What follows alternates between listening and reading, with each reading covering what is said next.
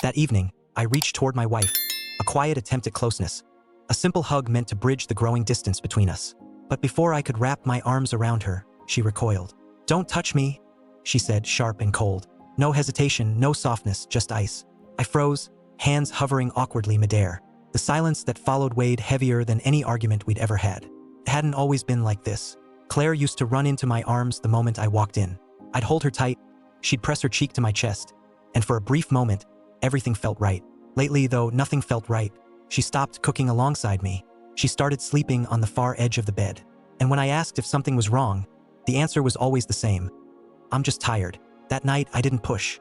I nodded and walked away, pretending her rejection didn't cut as deep as it did. But inside, something fractured.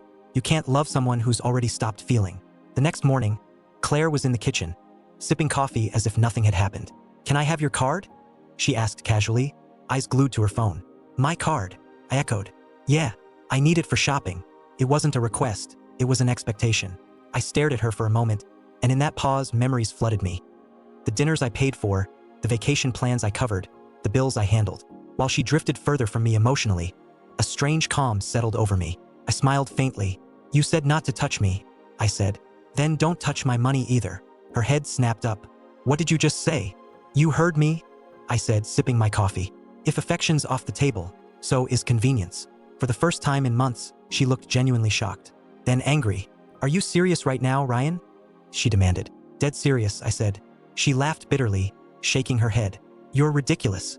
I just wanted to buy groceries." "Then use your card," I said softly. "Oh, right. You don't have one, do you?" She slammed her cup on the counter and stormed off. I stared at the coffee ring she'd left behind. A perfect brown circle on white marble. A tiny emblem of everything that had soured between us. All day, her words echoed in my mind. "Don't touch me." Not just rejection. Contempt. The kind born when love turns into obligation. That night, she didn't come home until nearly midnight. I didn't ask where she'd been. I was done pleading for honesty. But when she passed me on the way to the bedroom, a faint, unfamiliar scent lingered, not hers. I sat on the couch, staring at the dark TV screen, my reflection faintly visible. I didn't need her phone. I didn't need questions. The truth clung in the air, like cheap cologne. I lay awake long after she fell asleep, listening to her breathing, wondering how long she'd been pretending. Somewhere between hurt and resentment, a plan formed.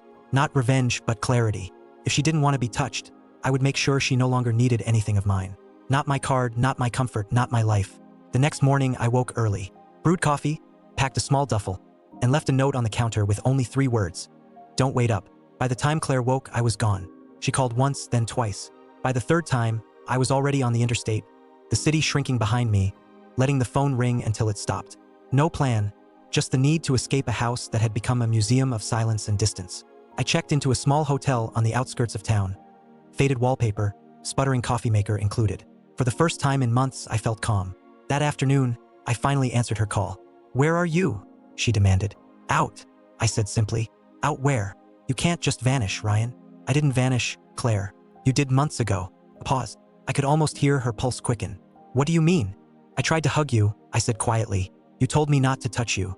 And now you are my card, my patience, my time, everything but my heart." Silence. Then her voice softened. The first hint of emotion in weeks. "Ryan, I just needed space." "Space is fine," I said. "But you built a whole life in that space without me." She hung up. For several days, I stayed away, working remotely, going to the gym, walking by the lake. Strange how calm loneliness can feel once you stop resisting it. On the 4th day, she appeared at the hotel. I saw her through the lobby glass. Same blue coat, anxious eyes. "Can we talk?" she asked. I nodded and led her outside to a bench. "I'm sorry," she began. "I didn't mean to hurt you. I didn't know how to feel anymore." "About me or someone else?" I asked. Her lips parted, a subtle flinch betraying more than words could. "You don't have to lie," I said. I could smell him, the other man in her tears at the corners of her eyes. "It's not what you think," she whispered. I almost laughed. "It never is." She reached for my hand.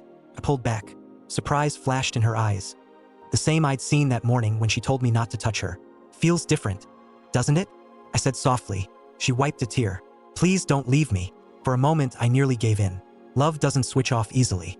It lingers, reminding you of what was. But then I remembered every cold night, every unanswered text, every time she turned away. "I'm not leaving," I said slowly. "I'm just done being invisible." I stood and handed her a small envelope from my jacket. "What's this?" she asked. My card, I said. You wanted it, right? Confused, she opened it. Inside was a replacement debit card, cut in half. For me? Just me. Her voice trembled. No, I said. I'm freeing myself. She stared at the pieces of plastic. One last emblem of a marriage that had ended long before that morning. I walked away. This time she didn't call. The wind was cold, but honest. That night I booked a small apartment. Quiet, simple, mine. No reminders of her. No lingering perfume. Just peace. A week later, a message arrived. I miss you. I didn't reply. Some messages don't need answers, they need endings. And this time I finally had one.